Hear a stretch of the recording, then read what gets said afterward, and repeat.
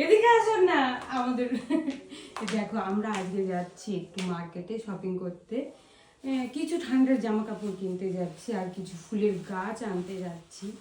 তো আমার তো ফুলের গাছ ভীষণ পছন্দ। আমার মাকে দেখো, তো আমার মা রেডি হয়ে গেছে, আমি রেডি হচ্ছি এখন।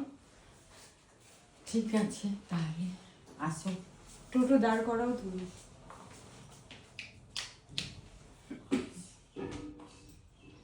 সো একটু বিকেল হয়ে গেছে তো ঠান্ডা পড়ে গেছে, হালকা পাতলা। চলো, আমার মেজো বোন আবার ওয়েট করছে রায়গঞ্জে। ওর শ্বশুর বাড়ি থেকে আসতে ওর একটু লেট হবে।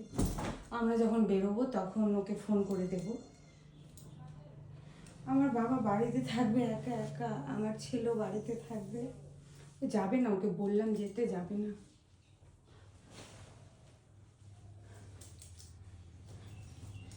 চলো রেডি হয়ে গেছি, বেশি রেডি হবো না, ঝাপঝাপ সিম্পল একদম, চাকচমক রেডি হবো না আর কি, হালকা পাতলা।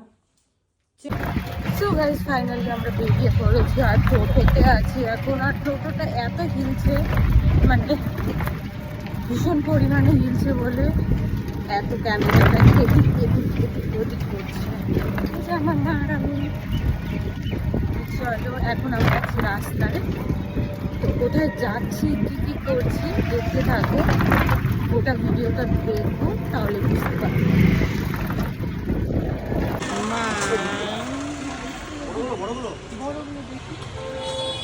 কি নিচ্ছিস তুই? সো গাইস আমরা এই যে চলে এসেছি টাউনে একটু। এই যে আমার বোনকে নিয়ে নিলাম, আমরা রাস্তায় পড়েছিল, ও এখন নিচ্ছে পেশায়। কি নিচ্ছিস রে তুই রে? হটপট নিচ্ছে, রুটি ভেজে রাখবে যে। আর আমি এই কড়াইগুলো একটা নেব, কারণ বাড়িতে অনুষ্ঠান লাগে আমাদের, তার জন্য এই কড়াইটা নেব, এই বড় কড়াইটা।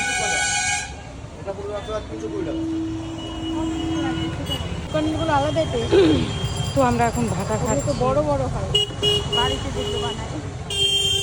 এই যে দেখো কিভাবে ভাতা তৈরি হয়। তোমরাও বানাবে গাইস বাড়িতে, তোমরা দেখে নাও। কি বলতে চাস তুই? ভাকা বানাবে বাড়িতে।